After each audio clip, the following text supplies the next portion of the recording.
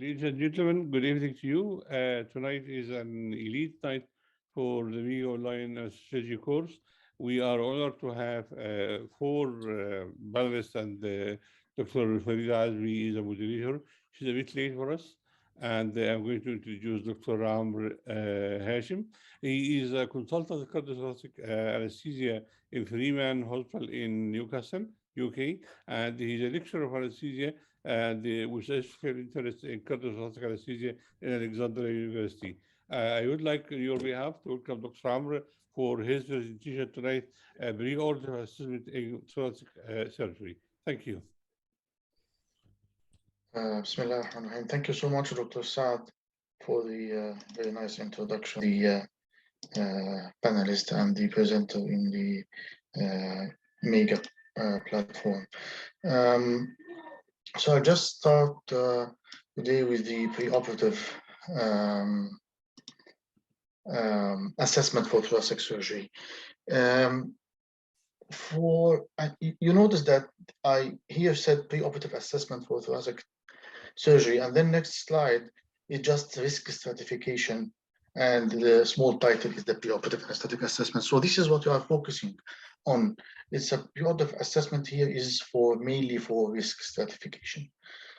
Thoracic anesthesia, as we know, compromises some diagnostic and some therapeutic procedures involving lungs, airways, intrathoracic structures. And thoracic surgery historically or initially was for infectious indications like lung abscess, bronchiectasis, empyema, and now the commonest are the malignancies. And in the last 2 decades, there is the surgeries for the end-stage lung disease, such as the transplantation and the lung volume reduction. There are recent advances now that we should all look at. We'll hear in this talk will focus on primary on the pre-anesthetic assessment in cancer patients, but the basis for this is similar to other kinds of surgeries and pathologies. And cancer surgery, as we know, is never completely an elective surgery. We have to know the difference between a resectable and operable lung lesion. So resectable lung lesion is a disease that is still local or local regionally in scope and can be removed to surgical procedure, while operable is a mass that can be removed without compromising the patient outcome. We as anesthetists, we are not gatekeepers, so we do not allow surgeries or prevent surgeries. We do not recommend what type of surgery, but we should know what is our role. So we are at the end of the referral chain. These patients have previous MDTs, had decisions made through the GPs, chest physicians, surgeons, and we are the last in this chain, so are not taking the decision here. But still, it's our responsibility to use the preoperative assessment to identify those at risk, high risk, and to stratify perioperative management. So identify who is at risk and how can we manage this perioperatively, and focus on the resources use the resources optimally for only the high risk patients who need it, so are not using the resources haphazardly. This is an example of a patient with this mass, as you can see. So this needs an assessment before removal of this type of mass.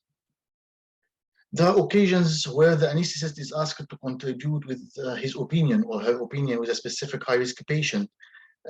Is he going to tolerate such surgery or not? And this might happen pre-operatively or intraoperatively. This is not the gatekeeper that I said previously. No, this is our opinion, extra opinion, consultation, pre-operatively or intraoperatively. So such patients which may have a decision initially of having a bilobectomy or a lobectomy, and they need to proceed to pneumonectomy or from single lobe to bilobectomy, is he going to tolerate this? And this should be always depending on the knowledge of the patient's medical status pre-operatively and also on the pathophysiology of the lung resection surgery. Points to consider are always the amount of functioning lung parenchyma that is going to be preserved, and how much is it going to be removed.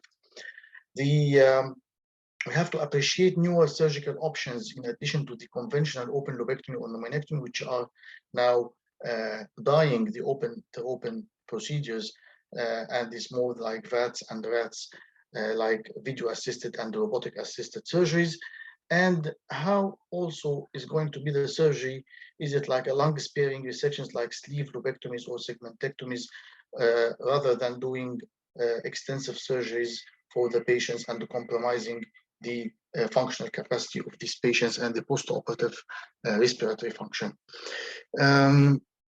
To do a complete anesthetic assessment is the usual thing. So with past history, allergies, medications, upper airway, etc., etc. But additionally, there should be focusing on this certain type of surgeries and pathologies, and this should compromise an initial assessment in the clinic and the final day of surgery admission assessment as well. You might be the first to see the patient, but you might not be the one who give him the anesthetics. We'll focus on this initial assessment here. So for the initial assessment, we will mainly focus on the respiratory functions and the assessment of the respiratory function of the patients. Mainly the pulmonary section that compromises morbidity and mortality, around 4% of mortality, respiratory complications of around 21%, cardiac complications of 15%. So we should know that these surgeries are of compromise lots of complications. And there's also the post-lobectomy complications and hospital stay. In this study, for example, there is pneumonia, atelectasis, ARDS, myocardial infarction, ileus, renal failure, pulmonary embolus, atrial arrhythmias, air leaks. So all of this should be initially appreciated preoperatively. The best assessment for respiratory function comes from a detailed history of the patient's quality of life. So first of all, you should focus on the quality of life. If this patient is cycling, hiking, for example, climbing 4 or 5 stairs of flights, and he is managing his daily life activity without compromise, this is the best test for the lung function. All pulmonary resection patients should have spirometry preoperatively, which will mainly focus here on the FEV1, which is the forced expiratory volume 1 and the forced vital capacity of these two functions. There is no single test sufficient for sensitivity and specificity to predict outcome. We should know that. There are 3 assessment areas in the respiratory functions: respiratory mechanics, pulmonary parenchymal function, and the cardiorespiratory interactions. So to get the oxygen into the alveoli, to get the oxygen into the blood, and then to get the oxygen into the tissues, these are the 3 areas to be tested. And this is the spirometry, as we all know, and this is the FEV1 here from the curve. This is a bit the whole thing, but there is always in the lab that we can do as well for more detailed spirometry. Lung mechanical function or spirometry, as we said, many tests like FEV1, FVC, maximal voluntary ventilation, residual volume, total lung capacity, and should always be expressed as a percent of the predicted volumes and corrected for age and sex and the height, so it's not absolute figures. Example, FVEV1%. And most of these, the most valid, as we said previously, a derivative of the FEV1, which is the predicted post-operative FEV1%, which how much is it predicted to be the FEV1 in the post-operative period as a percentage and after it's being corrected. So this is the most valid one. How to calculate it? How is the equation? B, predicted post-operative FEV1% equal pre-operative FEV1%. So the pre-operative 1 FEV1 multiplied by 1 minus percent functional lung tissue removed. So how much of the lung is going to be removed over 100 or divided by 100. So first you have to roll lung subsegments and how is the percent of each lobe. So this is the right upper lobe 6, middle 4, lower 12, and upper lobe and lower lobe of the left lung are almost 10 and 10. So for easiness, it should be upper and middle around 10, lower around 10, upper 10, lower 10. So the only thing this is 6 and 4, 10, this is 12, and this is 10 and 10.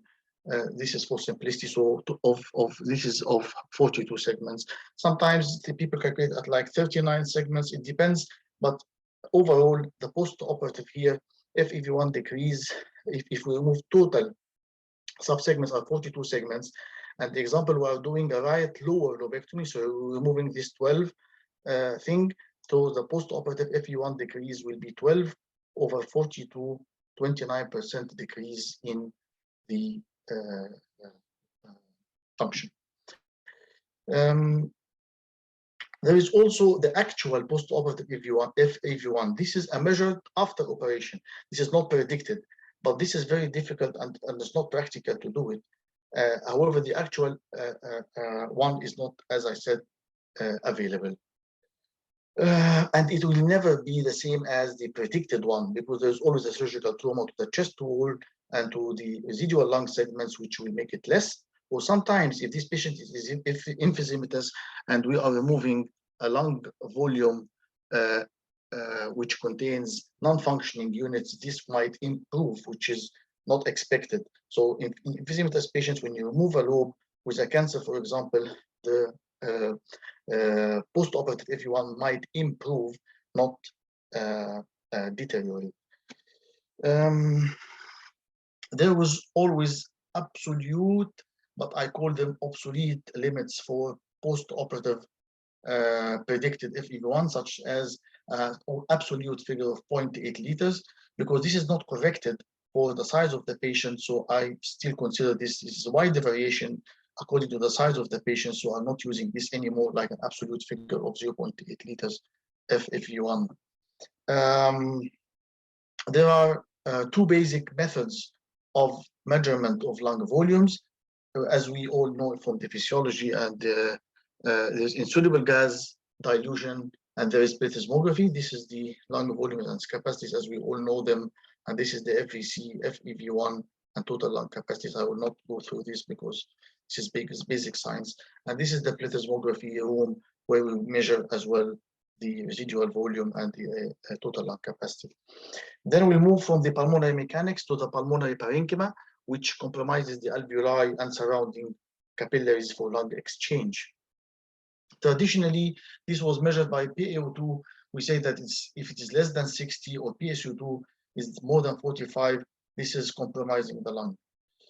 It remains useful only as a warning here, but it is not like absolute figures, because sometimes this patient may do very well under anesthetics and with surgeries, even with these low numbers or high CO2. The most useful test of gas exchange capacity of the lung is diffusing capacity for carbon monoxide, which is the DELCO, or the TELCO, or that we call the transfer factor. And the DELCO or TELCO, and this is called the transfer factor, are mainly concerned with the diffusion of carbon monoxide measurement across the alveolar capillary membrane. The KECO, or the constant carbon monoxide, this is usually DELCO divided by ventilation of the alveoli or alveolar ventilation, and it's called the transfer coefficient. So all of these are concerned with the transfusion across the alveolar capillary membrane, whatever it's DELCO, TELCO, which is the same name, and their synonym, which is the transfer factor.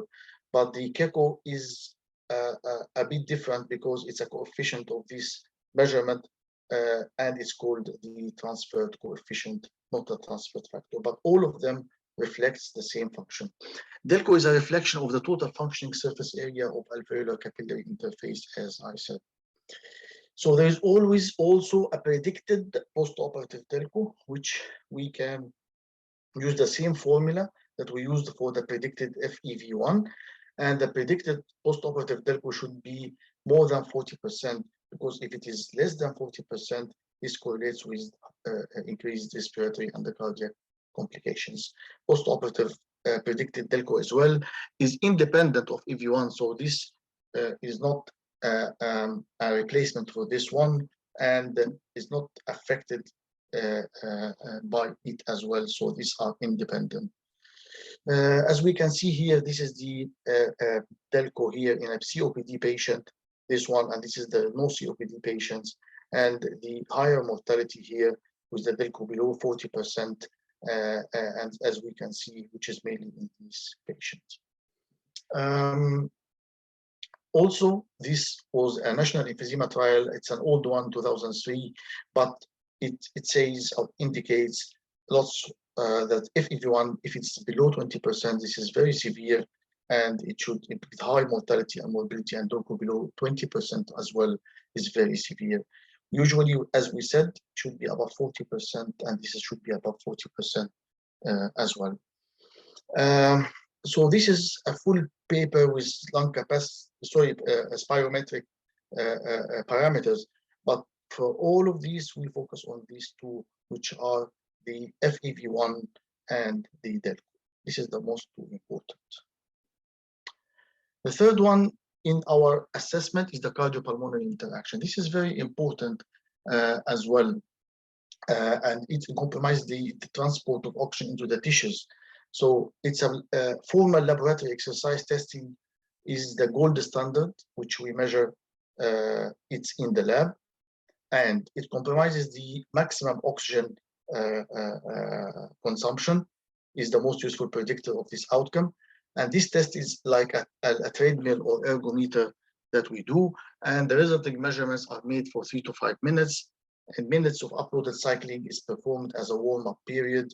And also for this warm-up period is followed by increasing the load incrementally and see how patient is tolerating this. And at the end, we should look at cardiovascular parameters like heart rate and blood pressure, and the respiratory functions like severe dyspnea or desaturation. Also, the ECG changes with the cardiac thing. This is one of the great cyclists, and we can see that VO2 is very high for this patient, which is not usual for our patients that we see. This is also a study which was done published in Annals of Thoracic Surgery. It's an old one, but it can tell you that the maximum oxygen consumption more than 20 or between 15 and 20 or less than 15, and correlates this with the complications of mortality. So the lower, which is 15 mL per kg per minute, is the highest in complications and mortality. Above 20 is the lowest in complications and mortality, and in between, there is in between numbers here. And this is what we see here. So this is the maximum oxygen consumption here. And if the maximum oxygen consumption is increasing, we can correlate this with the ventilation here, which is the minute ventilation in liters per minute, which is the VE, and we can correlate it with the heart rate. So this is a cardiac assessment, and this limb is a ventilation or respiratory assessment. And we can see how does it correlate. So if we increase the oxygen consumption, here the mechanical ventilation, is it going up like this or sloping low? And this as well, the blue thing with the heart rate is going very high with the increased oxygen consumption. This is not for age, corrected for age, it will be compromising the intraoperative course. Another parameter, which is the anaerobic threshold, this is very important, and it is derived from the maximum oxygen consumption. So it is equal to around 55% of oxygen consumption, maximum oxygen consumption, and rises to 80% in trained athletes, but it's usually 55%. And a threshold of below 11 mL per kg per minute is very warning and is concerned the patient as a marked risk for these operations. But this complete laboratory exercise testing is time consuming and expensive, and you should be cost benefit of it. So it is not routine. There are alternatives. Yes, there are alternatives to assess the cardiopulmonary interaction. Simple, and one is the 6-minute walk test. You see how much the patient walks in 6 minutes, and it correlates very well with the VO2 max. Moderate or severe COPD patients, we can put the six minutes walk test can be used to estimate the VO2 max by dividing by a figure of 30. So if the patient, for example, walks 600 meters distance, we divide this by 30. So this will be 20 mL per kg per minute, which is the VO2 max that we can calculate. So this correlates very well. 6-minute walk test in meters divided by 30, almost the same, gives you the number, which is the VO2 max. Saturation, simple thing, saturation, but during exercise, so if there is any fall by 4% during exercise, like stair climbing 2 or 3 flights, for example, this is also considered high risk for morbidity and mortality. Traditionally, and still useful, is stair climbing, as we said, which is very important. If this patient can climb stairs, multiple stairs, this is 5 flights, means he can, it is absolutely above 20, the VO2 max. 2 flights is around 12 mL per kg per minute. So a patient unable to climb 2 flights is extremely at high risk, because it's 12, which is below 15, as we mentioned, the threshold. Right ventricular dysfunction, all these patients which has lobectomies or pneumonectomies go into some degree of right ventricular dysfunction post-operatively. Etiology is unknown. It's only significant when there is exercise, but at rest it might not be significant. It takes time to normalize this RV dysfunction. Then we move to the very important thing. When these patients, we have to assess the part of the lung contribution to the perfusion and ventilation. This is called regional lung function. So this is the VQ match or VQ mismatch. So this is usually tells us the part of the lung which is going to be removed. Is it contributing a lot or not contributing as much in the perfusion and in the ventilation? And this is the VQ scan. It's measured by either radionuclide ventilation perfusion, which is the VQ lung scanning, can be also measured by pulmonary quantitative CT or 3-dimensional dynamic perfusion magnetic MRI. VQ, it tells you about the regional ventilation if you use like Xenon 133, lung perfusion if you use the technetium 99 or macroaggregated albumin, and it's the correlates very well for FEV1, DELCO, and VO2 max. And these all numbers should be corrected to this VQ scan, because if we say that FEV1 is impaired, predicted post-operatively for a certain lobe that should be removed, if this lobe is not contributing as much as we think in ventilation or in perfusion, so this predicted post-operative FEV1, which is we think low, is usually higher, and this patient is safe to put to anesthetics. As we mentioned, quantitative CT and dynamic MRI are also kinds of measuring. There is the last one is the split lung function. This didn't gain any popularity, and they wanted to use like simulate the one lung ventilation and measure things preoperatively, but this was all replaced by the combined assessment, spirometry, DELCO, exercise tolerance, and the imaging of the regional lung function, which is the VQ. So this all led to a combination of tests, very important, which are the 3-legged stool. So if you didn't hear all what I said, this is a summary. 3-legged stool of pre-thoracotomy respiratory assessment. Lung mechanics, FEV1 predicted post-operatively should be below 40%, okay? And parenchymal function, DELCO, predicted post-operatively should be below 40%. PaO2 below 65, VO2 above 45, not as important.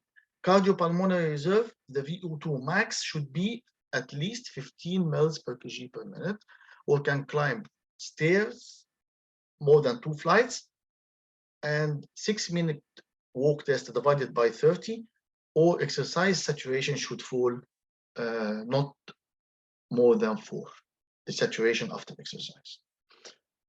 And this also predicts the post-operative course. So more than 40%, 40 to 30%, 30 to 20% of FEV1 predicted post-operatively. More than 40% you can extubate in theater when the patient is awake, alarmed, and comfortable. 30 to 40% you can extubate if other factors are favorable. 20 to 30% to consider extubation if all are favorable and you have thoracic epidural or paravertebral in place. But other patients, you go for staged weaning of the mechanical ventilation.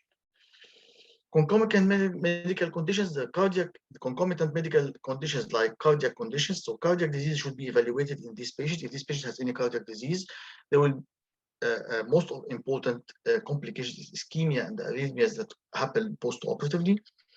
And there is the cardiac risk assessment that we all know according to the European Society of Cardiology and European Society of Anesthesia guidelines and the American Heart Association guidelines.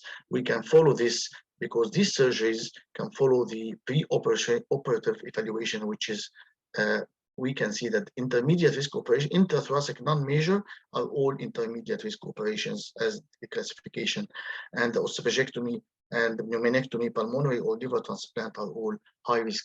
And we can like go with this American Heart Association or European Society of Cardiology, assess these patients in the terms of their cardiac condition. So if these patients are undergoing intermediate or high risk surgeries, and the patient himself have more than 2 risk factors, you should go to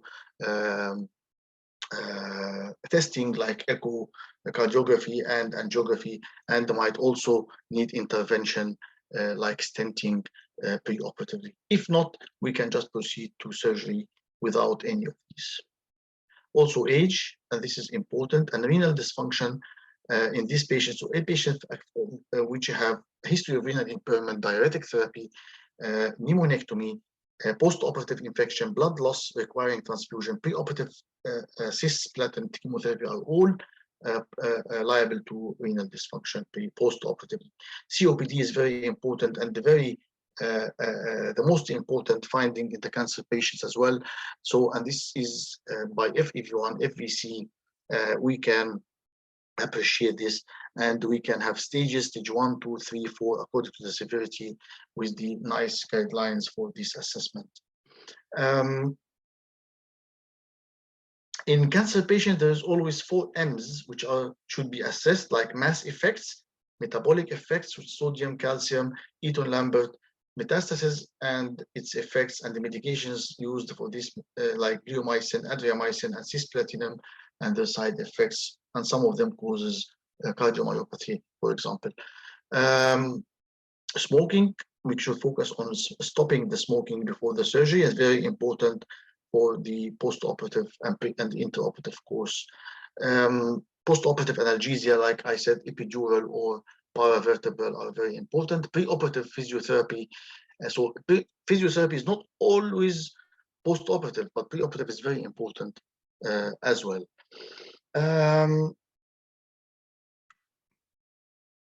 As we previously said, this initial pre-anesthetic assessment is always all patients should have exercise tolerance, FEV1 predicted, cessation of smoking, regional analgesia, imaging, and FPPO, FEV1 less than 40%, you go to DELCO exercise testing, VQ scanning, and in cancer patients, 4 M's and electrolytes, the COPD, ABG, and chest physio, and the bronchodilators. This is the like a summary of what we do pre-operatively to adjust the patients before the operation. The final pre-assessment is very important. When we go to anesthetize the patient, review him, review the initial assessment first, and examine the chest X-ray and the CT. Most of us maybe in a hurry, but this is very important to examine the X-ray and CT. If the images are not available, just ask for them and discuss them with the surgeon, because this affects your decision very much, because the radiologist and the surgeons are not concerned with your radiological assessment of the patient. So your radiological assessment is different from what they want from the radiology. So assess also the risk of the hypoxemia during one lung ventilation. So for example, this is X-ray. It's not very concerning for surgeons or radiologists, but for us, the airway here, it's very difficult to do one lung ventilation with this X-ray And in terms of prediction of desaturation, which should be done before putting the patient to sleep, there's high percentage of ventilation or perfusion to the operative lung.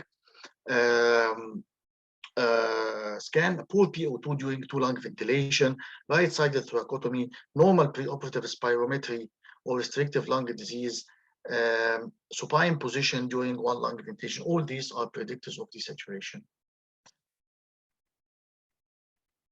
So this is a quick case, which was 59 years old, 103 kilos, male, left thoracoscopic upper lobectomy. So it's on the left side, left upper lobectomy, squamous cell carcinoma, post-medical history. This patient has ischemic heart disease, myocardial infarction in 2007, PCI, COPD, and sarcoidosis, and he was on inhalers. Past the surgeries, he had rigid and flexi bronchoscope 4 months ago to stage the mediastinal lymph nodes, and he had a stent, coronary stent in 2007. Preoperative echo, ejection fraction 35 to 40%. So actually, this patient is an actual patient we put to sleep like a week ago. Preoperative lung function test, CPAT was done for him, and also this was stopped smoking 2 years ago. He is on inhalers, Ramiprazole, aspirin for his stent, bisoprolol as well. So if you see here, this is the X-rays of this patient. You always find the left basal atelectasis, which is not the site of surgery. Even during his first surgery, he had this X-rays, and he went into severe Pseudomonas chest infection after his biopsy thing in the which was in February. And we have to appreciate this might happen again in June, like 4 months after the first surgery. So the initial assessment is COPD patient to spirometric evidence of moderate airflow obstruction, significant reduction in gas diffusion, ischemic heart disease, PCI, and the current medication. I told you about the medication, but this patient had very surprising, like WHA performance status was 1, and he was active, and his functional capacity was not bad. His lung function FEV1 over FVC, which indicates obstruction, was FEV1 100%, 8% predicted, and the ratio was 66%. Telco was 36% predicted, so this is impaired below 40, and Keiko was 36%, so there is a problem with the diffusion. He's an emphysematous patient, as we said, and he's a cardiac patient as well. When we calculated his predicted post-operative FEV1, it was 75%, which is not bad at all.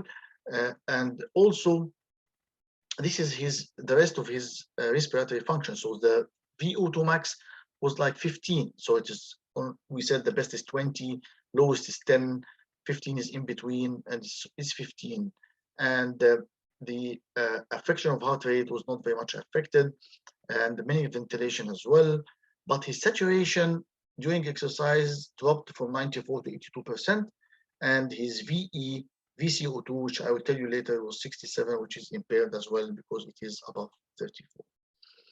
So this VE, which is the minute ventilation divided by the VCO2, we do this when we have equivocal results in the VO2. So when we have VO2 max between 10 and 20, we can do this because it reflects the cardiac dysfunction. We remember this patient and the probability for cardiac complication. Remember, this patient had moderate dysfunction, ejection fraction 35 to 40%, and this in addition to his lung issues. VO2 10, as I told you, and this was FEV1 was 3.6, 98%, which is not bad from the predicted. FEV1, FVC 83. So these were his the rest of his spirometry. This is the intraoperative course when we put him to sleep. Initially, his saturation was on FiO2 room air. It was 88%, so very low to start with. But when we put him to sleep, he tolerated one lung ventilation, always at the 85% of saturation. And after removal of the left upper lobe, which was emphysematous, actually the saturation got better after the removal, and he tolerated the surgery without, like, if we don't know the progress of the case, if we don't know the interpretation of the tests. If we don't expect the patient to be saturating like 85 and 86 during the operation on 100%, so this go to 100% FiO2, you can find saturations around 85% here. So he tolerated that well and even improved after removal of the lobe. He never dropped his pH below 7.25. PCO2 was not above 7 was the highest, but always around 6 during the operation and after the operation, the post-operative course as well. He also was compensated because he had high hemoglobin, high hematocrit to start with. Thank you so much. I just exceeded my time. I tried to be as fast as possible. And thank you so much for your listening. Okay. Sorry, I came in between, but maybe the moderator is not around, so I will replace Dr. Fawzi. Dr. Farid. Yes, sir. How are you? Yeah. I have no questions at the moment, but I may ask some question, Amr. Yes. Okay. Are you applying the concept of ERAS in lung surgery? Yes. Yeah. Yes. This is like we in the Freeman Hospital we do all the patients like ERAS protocol. So what we usually do for these patients is on admission, they give them the carbohydrate load. They should be fasting for only 2 hours for clear fluids. They receive paracetamol and the gabapentin as preemptive analgesia. And they, in the pre-operative course before admission, they go into physiotherapy, rehabilitation if they need it, and if the time permits as well, correction of hemoglobin. So all the ERAS pre-operative and intraoperative, we don't use thoracic epidurals, we use paravertebrals in the patients who we can put paravertebrals in, and so the patients usually are extubated in theater with paravertebrals, intercostal blocks, and also BCA, and then usually go to the recovery for a couple of hours and then to the HDU if only if needed. So yeah. And in the robotic, we also follow this ERAS protocol. Even in the robotics, we follow it. All right. In general, in ERAS, we may avoid the post-operative ventilation. In your experience, which patient he may need post-operative ventilation, and you are decided to do that before starting of anesthesia? So it always depends as the combination of all the factors. We have the patient himself clinically. I think clinically, and the history of the patient is very important to decide if this patient will tolerate the surgery or not. And when we go through the spirometry, the combination of things together, so the respiratory functions, most important, FEV1, as I mentioned, if it is very low for these patients, and the anesthetic threshold and the VO2 are very low as well. So this patient, usually they do not tolerate to be extubated post-operatively. If I take all the measures, like all the factors are corrected, no post-operative pain, no other issues with the post-operative course or extubation, there's always the very low FEV1 and the VO2 max and anesthetic threshold, anaerobic threshold, sorry. Okay. Thank you very much, Dr. Amr. We don't have any more questions. And now we can come for the second speaker, Dr. Khalid.